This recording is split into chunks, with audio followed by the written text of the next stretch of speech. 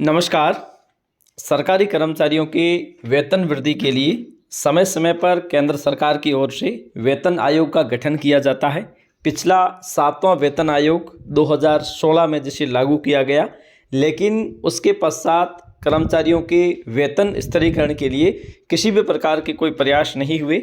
लेकिन अभी जब कर्मचारियों की मांग के अनुसार 8वें पे कमीशन के गठन हेतु कुछ प्रक्रिया केंद्र सरकार के स्तर पर शुरू की गई है और सरकार की ओर से इस बात को स्वीकार किया गया है कि इतनी महंगाई बढ़ने के बावजूद भी सरकारी कर्मचारियों को उस अनुपात में वेतन का इजाफा नहीं किया गया है। इस हेतु सरकार की ओर से प्रयास किया जा रहा है कि 8वें वेतन आयोग का गठन किस प्रकार से किया जाए। तो आज हम बात करेंगे कि 8वां वेतन आयोग कब से आने वाला है और अब वो लागू कब से होने वाला है और कितने साल बाद वेतन आयोग है वो इम्प्लीमेंट किया जाता है। संपूर्ण चर्चा हम इस वीडियो के माध्यम से करेंगे कि 8वां वेतन आयोग है वो कब से लागू होने वाला है।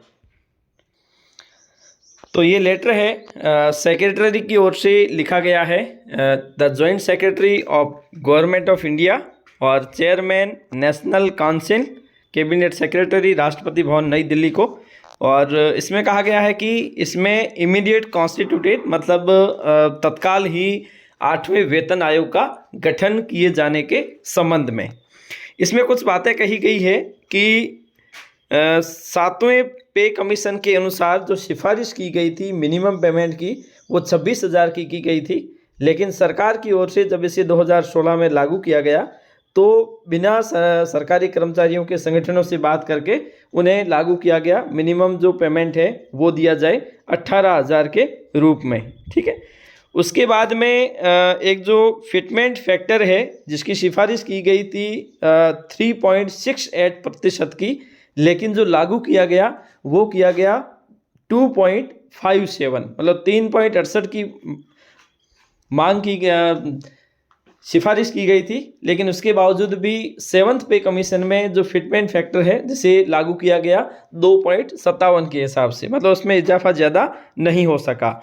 उसके बाद में दरअसल केंद्र सरकार की ओर से एक कमेटी का गठन किया गया और उस कमेटी में जो चेयरपर्सन थे या फिर जो चेयरमैन थे वो थे राजनाथ सिंह होम मिनिस्टर। इसके अलावा स्वर्गीय अरुण जेटली जी जो उसमें फाइनेंस मिनिस्टर थे और सुरेश प्रभु जी जो रेलवे मिनिस्टर थे।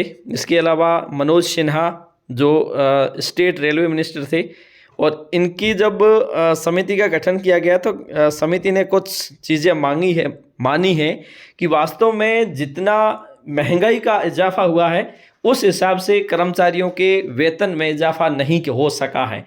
तो ऐसी स्थिति में अगर देखा जाए तो सरकारी कर्मचारियों को जैसे मान लीजिए अगर महंगाई जो बढ़ी है वो 80% बढ़ी है, लेकिन उसके बावजूद भी महंगाई जो भत्ता हम दे रहे हैं सरकारी कर्मचारियों को वो उस समय के अनुसार 46 मतलब अभी की माने तो 50% ही दे रहे हैं। तो ऐसी स्थिति में क्योंकि रेवेन्यू है वो 100% बढ़ गया है, जीएसटी के बाद में हर साल है वो इसमें इजाफा हो रहा है, उसके बावजूद भी किसी भी प्रकार से सरकारी कर्मचारियों के वेतन में परिवर्तन नहीं हो पाया है क्योंकि डीए और इंक्रीमेंट के अलावा कोई भी परिवर्तन नहीं हो सका है। और डीए भी उतना नहीं बढ़ पाया है जितना बढ़ना चाहिए। जिस प्रकार से महंगाई बढ़ी है उस स्तर पर है वो डीए की बढ़ोतरी नहीं हो सकी है। तो ऐसी स्थिति में ये लास्ट में इन्होंने माना है, लिखा है सीधे तौर पर कि इमीडिएटली 8वां पे कमीशन, सेंट्रल पे कमीशन 8वां है जिसे इमीडिएटली मतलब तत्काल ही कॉन्स्टिट्यूट किया जाए और उसके बाद में जिस प्रकार की सिफारिशें सरकारी कर्मचारियों के वेतन स्थिरीकरण या वेतन वृद्धि के संबंध में हो तो उसे लागू किया जा सके, ताकि जो भी सेंट्रल गवर्नमेंट के कर्मचारी हैं या फिर जो सीपीसी के अंतर्गत आने वाले हैं उन सबको इसका लाभ दिया जा सके।